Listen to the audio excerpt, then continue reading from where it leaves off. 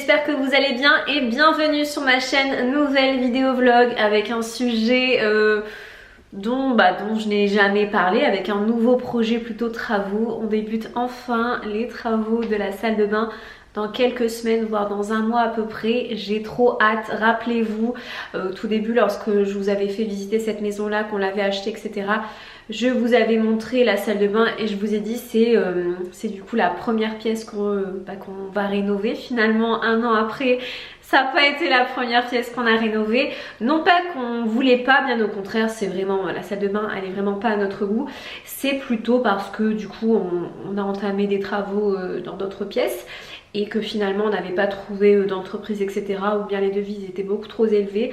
Et là ça y est, on a trouvé du coup l'entreprise parfaite qui va nous faire les travaux dans quelques semaines. Je suis hyper pressée parce que là pour le coup c'est vraiment le gros chantier de la maison.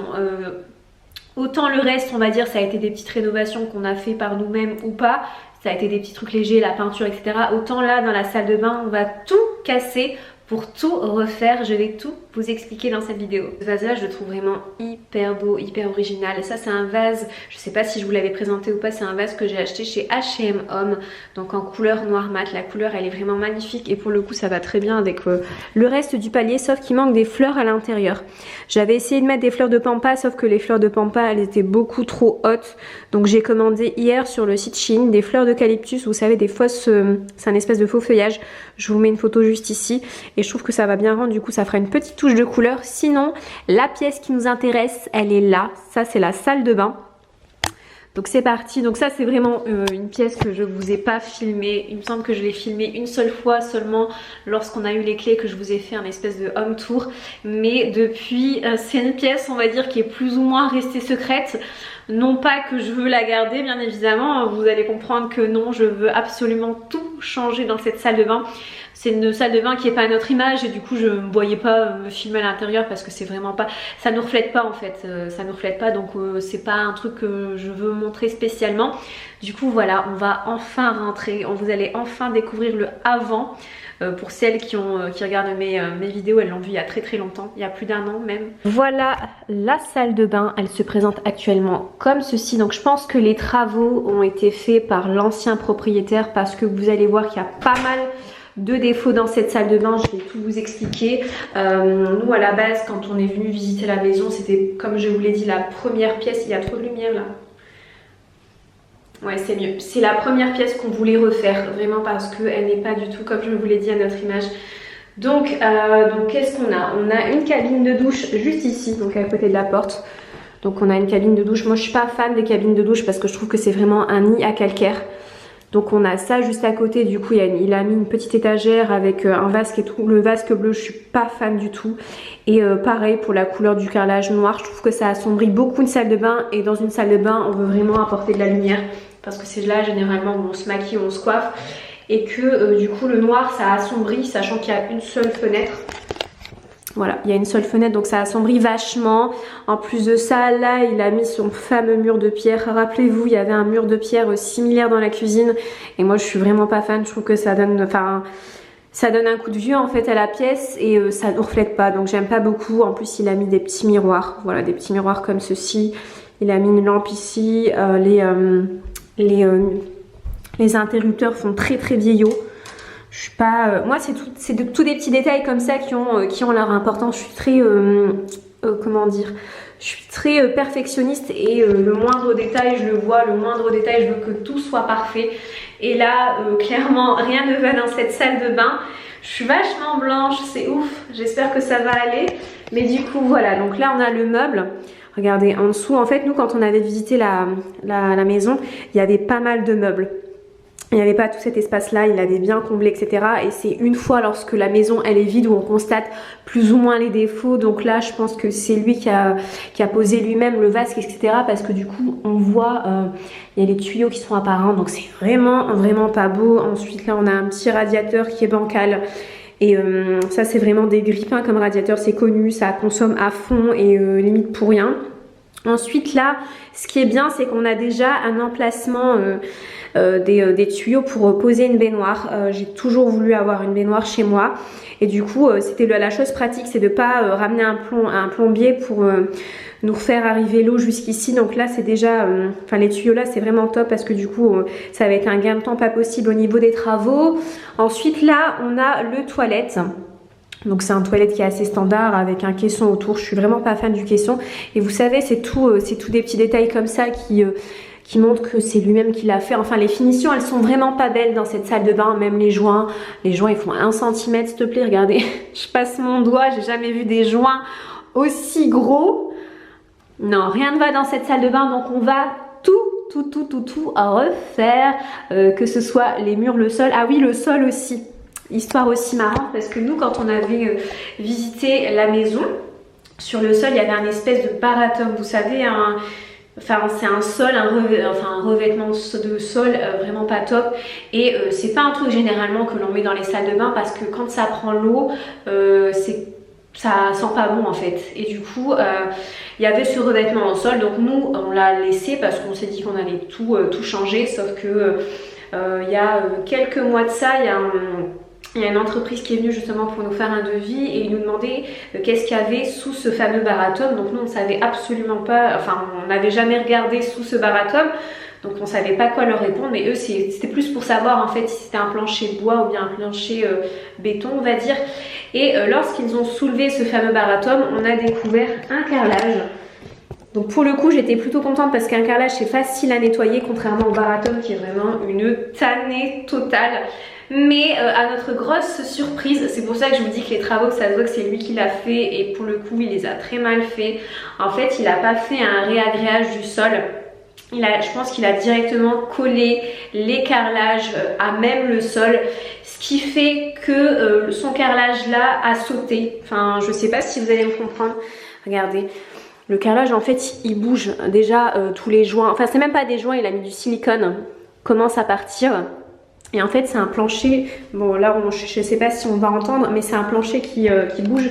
Et en fait je pense qu'il a constaté que son carrelage allait sauter, donc il a caché avec le baratum. C'est un fameux cache-misère, ça si vous visitez un jour une maison et que vous avez du baratum, surtout c'est un petit conseil, demandez ce qu'il y a en dessous ou bien regardez directement ce qu'il y a en dessous. Parce que pour le coup ça a été un vrai cache-misère et nous quand on l'a enlevé, et ben voilà, on ne pouvait plus le remettre, je ne voulais absolument pas, je voulais pas le remettre. Et du coup on a découvert ce fameux carrelage mais posé d'une manière catastrophique. En plus de ça je pense qu'il a voulu se lancer dans une espèce de douche à l'italienne qui a échoué totalement en vue du carrelage qu'il a laissé, regardez-moi ça. Je pense qu'il a voulu voilà, se lancer dans une douche à l'italienne, sauf que je crois que le projet n'a pas abouti ou n'a pas fonctionné. Et du coup il a enlevé tout ça et le baratum a servi clairement de cache-misère. Donc voilà, pour la salle de bain actuelle, vous avez vraiment un aperçu total de ce qui est actuellement la salle de bain.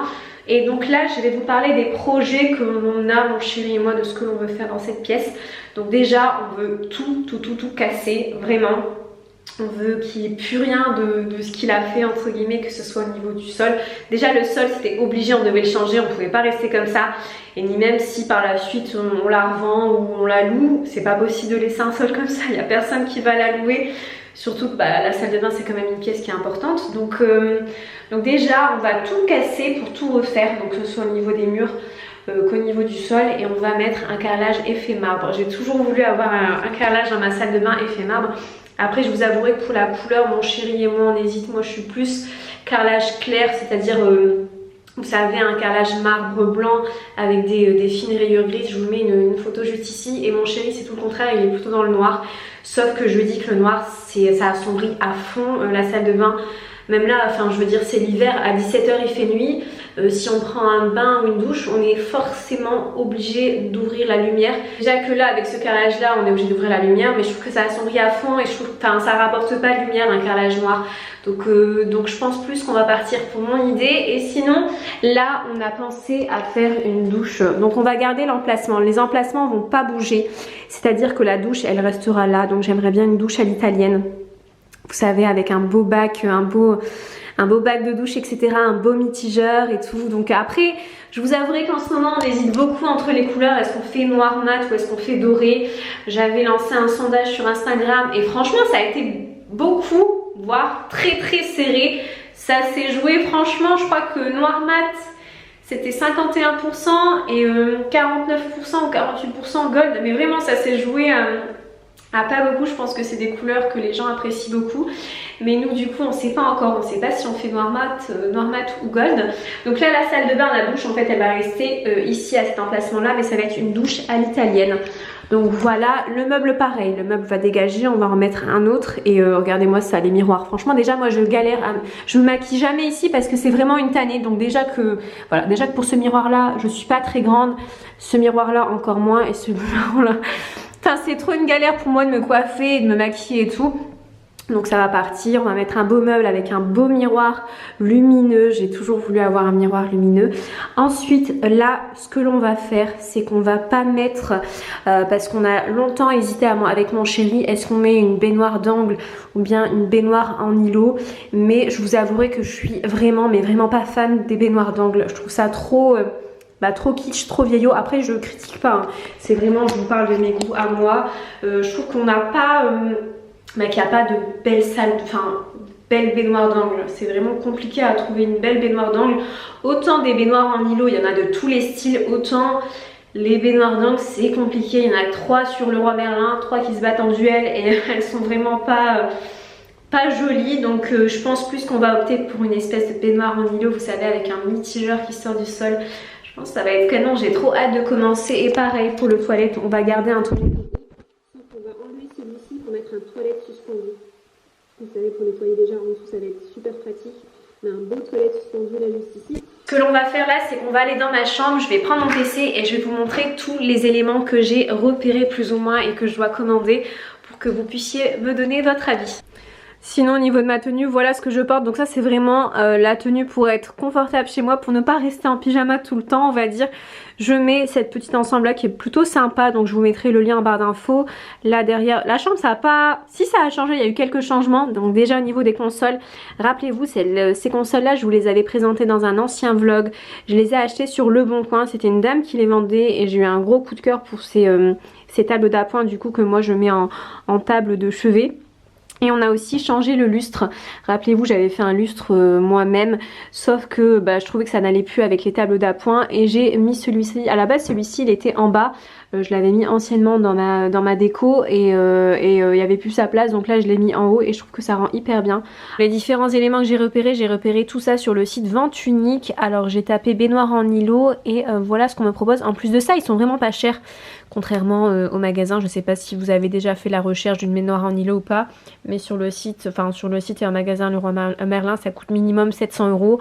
Et pareil pour les autres sites, alors que sur ce site là, elles sont vraiment, du coup il y a quand même une grosse différence, il y a quand même 200 € voire 100 € de différence, donc c'est toujours ça à prendre. Alors moi, sachant que j'ai pas envie d'en mettre une grande, j'ai pas envie de mettre une 173, on va plutôt rester sur une petite baignoire en îlot. Et j'avais repéré, il me semble 2 modèles.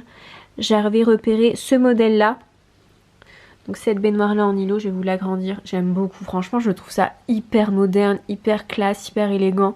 Donc cette baignoire là, ou bien j'avais repéré laquelle, ou bien celle-là juste à côté. Donc je me tâte entre les deux. On se tâte avec mon chéri, on sait pas laquelle choisir. Sachant que celle-ci elle existe en noir, alors du coup là vous l'avez en blanc, ou bien vous avez l'extérieur en noir avec l'intérieur blanc, et je trouve ça super joli aussi. Pareil pour le miroir lumineux, j'ai aussi repéré sur ce site là quelques miroirs lumineux. Je vais vous les montrer. Alors j'ai repéré celui-ci que j'aime beaucoup. Vous savez, c'est un miroir avec un bouton tactile pour allumer et éteindre la lumière, et je trouve ça super beau, vraiment.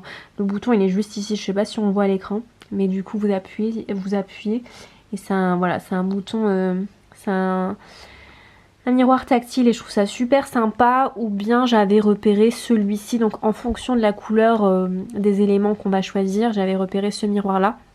Donc vous avez soit l'entourage en gold, alors un peu plus près, ça donne ça, voilà.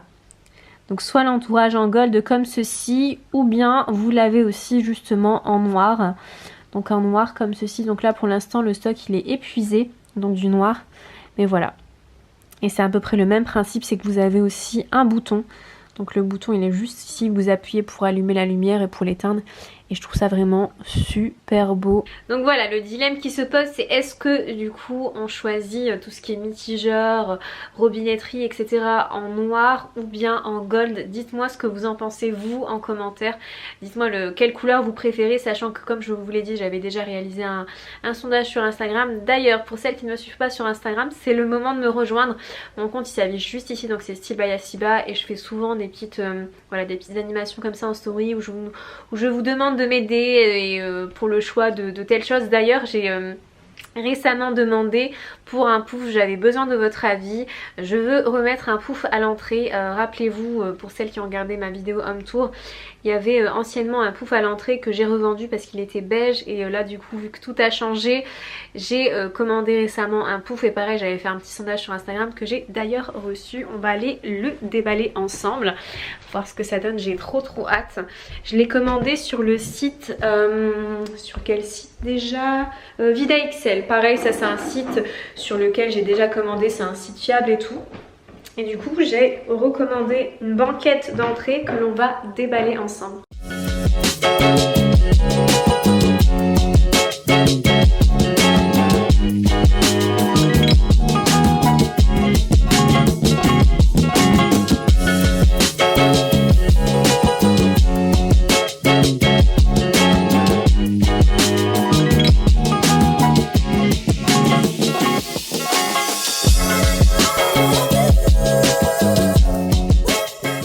Et voilà le résultat de la banquette une fois montée. Donc elle est entièrement en velours, au-dessus elle est capitonnée, et sur les côtés voilà comment se présentent les détails. Elle est vraiment super belle, je suis vraiment fan, et c'est vraiment ce que je voulais à l'entrée. Une banquette c'est trop pratique parce que comme je vous l'ai dit, chez moi on rentre pas avec ses chaussures, on enlève ses chaussures, et c'est vraiment super pratique pour s'asseoir et les enlever et ensuite les mettre dans le placard du fond.